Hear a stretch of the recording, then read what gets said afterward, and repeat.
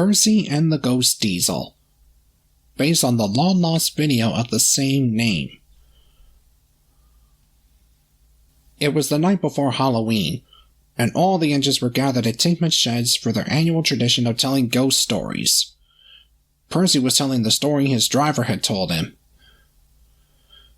And every year on the date of the accident, it runs again as a warning to others, plunging into the gap, shrieking like a lost soul. Percy, Thomas interrupted, you tell that same old ghost story every year, and quite frankly, it's gotten really old. The other engines agreed. Well, I'd like to see you tell a scary story, Percy huffed. All right, I will, replied Thomas. The other day I heard some workmen at the docks telling the story about an engine that used to work on Sodor. And this is the story Thomas told. It was before I arrived on the railway, and certainly long before Percy did. This engine was a British Rail Class 46 Peak 1 Coco 1 diesel engine, which worked at the scrapyard near Wellsworth Station. He didn't have a name, just a number, D199. Although he was a hard worker, D199 was a very nasty engine. He would constantly berate the steam engines, calling them cowardly, cranky, worn-out hunks of metal. The other engines hoped that D199 would soon learn his lesson and stop bullying them. Little did they know that the lesson would come too late. One foggy Halloween night, D199 was taking some scrap metal back to the scrapyard. He was looking forward to watching the workmen melt it down. However, he never made it back to the scrapyard. D199 didn't know that the viaduct between Wellsworth and Crosby had been destroyed by a storm that had struck the island the previous night.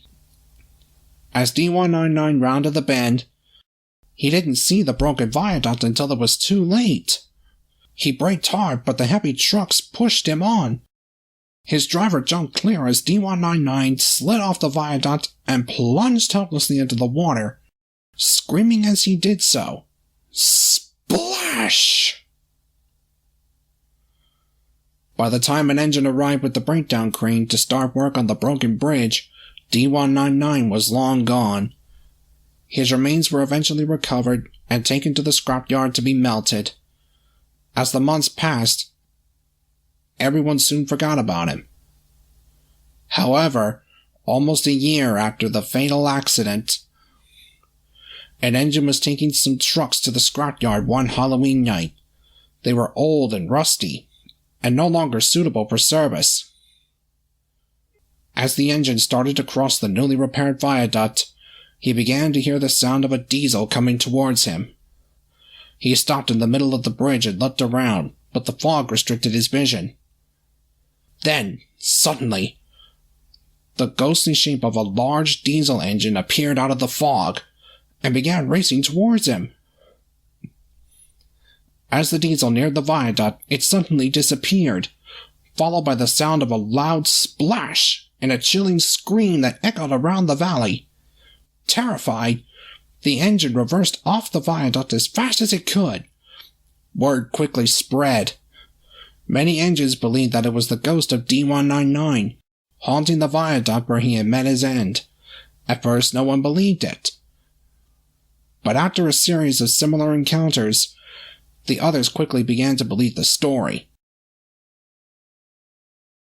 And so they say that every Halloween night, if the moon is full and a fog surrounds the tracks, if you're anywhere near the viaduct, you can see the ghost of D199 desperately trying to get home, but he never reaches the other side.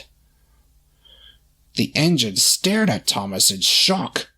They had no idea that the cheeky little engine was capable of telling such a scary story. But Percy wasn't convinced. Pah! He snorted. You expect me to believe that, Thomas? If you thought you could scare me with that dumb story, then you're really stupid. Thomas chuckled. Don't take my word for it, he said. I'm just telling you what the workman said. All the same, I'd be careful if I were you. Tomorrow is Halloween, after all." "Stuff and nonsense," huffed Percy, and he promptly went to sleep. The next day was Halloween, and things ran as normal. Percy was busy taking trucks of scrap to the scrapyard near Edward's station. Each time, he had to cross the viaduct to collect the scrap trucks from Marin's station. "Haunted bridge! Huh!" Percy snorted. "That's got to be the stupidest story Thomas has ever told." But all the same, he couldn't stop thinking about the story. By the time the sun began to set, Percy was worn out. He was looking forward to a nice rest in the sheds when the Fat Controller arrived.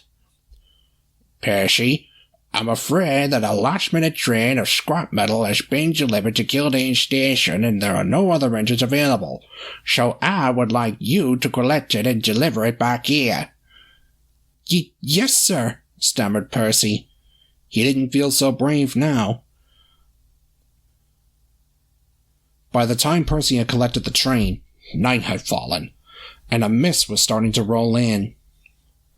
As he set off for the scrapyard, he couldn't help but feel like something was watching him. The moon was full, and the mist surrounded the viaduct. As Percy neared the viaduct, he whistled nervously, and the sound echoed everywhere.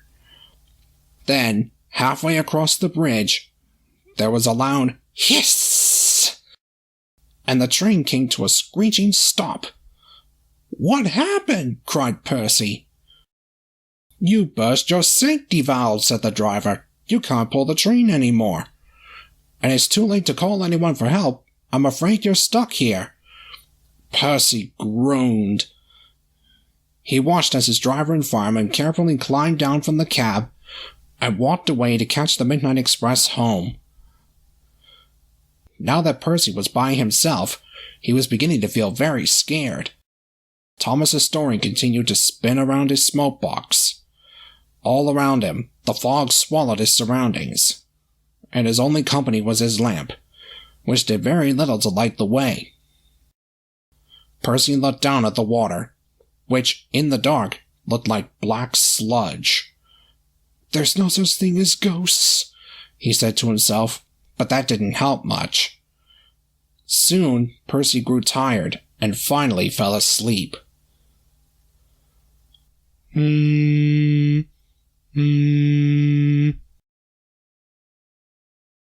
He was awoken a few hours later by the sound of a horn. He looked around. The fog seemed even thicker than before. In the distance was the faint sound of a diesel engine. "Boko?" Percy stammered. "Is that you?"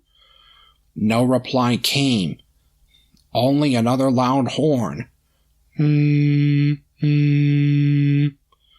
noises grew louder as they seemed to be heading straight for the viaduct.